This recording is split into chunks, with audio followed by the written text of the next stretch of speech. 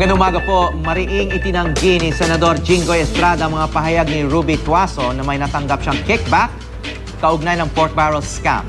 Umalma rin si Estrada sa umano'y paggamit ng ilang senador sa pagdinig para mamulitika. Ang 2 tauhan naman ni Estrada na sinasabi ni Tuason na sumusundo sa kanya tuwing naghahatid siya ng pera sa Senado, ihaharap daw ni Estrada sa Senado sa oras na ipatawag sila.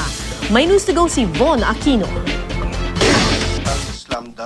Sa pagdinig ng Senate Blue Ribbon Committee, tahasang ibinunyag ni Ruby Tuason na tumanggap ng kickback si Senador Jinggoy Estrada mula sa pork barrel na inilagak umano sa mga peking NGO ni Janet Lim Napoles. Siya raw mismo ang nag-abot ng pera kay Estrada, bagay na mariing itinanggi ng senador. I just handed it to him in a bag.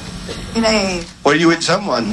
Yes, I was with Mrs. Napoles and her husband. I vehemently deny the statements made today by Ms. Ruby Tuason before the Senate Blue Ribbon Committee on the so-called pork barrel scam investigation. I have said it before, and I am saying it again.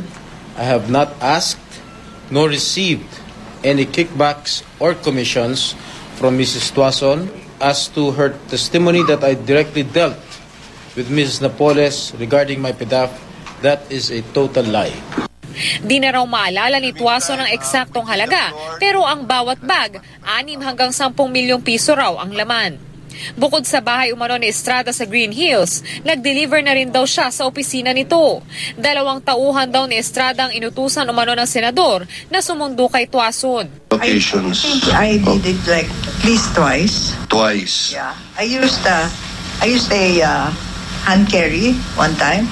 Hand carry bag? Yeah, yung may gulong and go to the 6th floor to his office. And inside is where his office is with a, I think it has sliding if I'm not mistaken.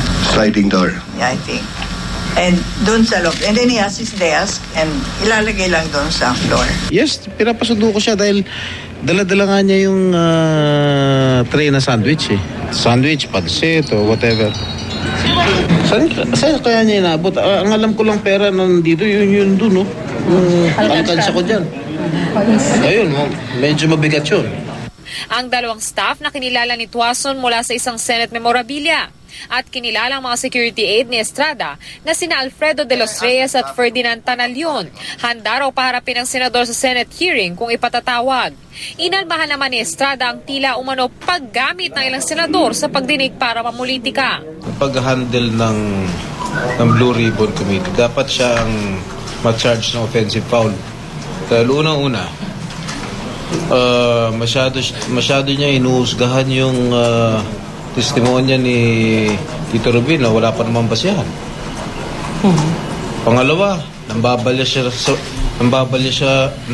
siya ng mga kapwa ni senador para lang makashoot siya sa magang pampolitika.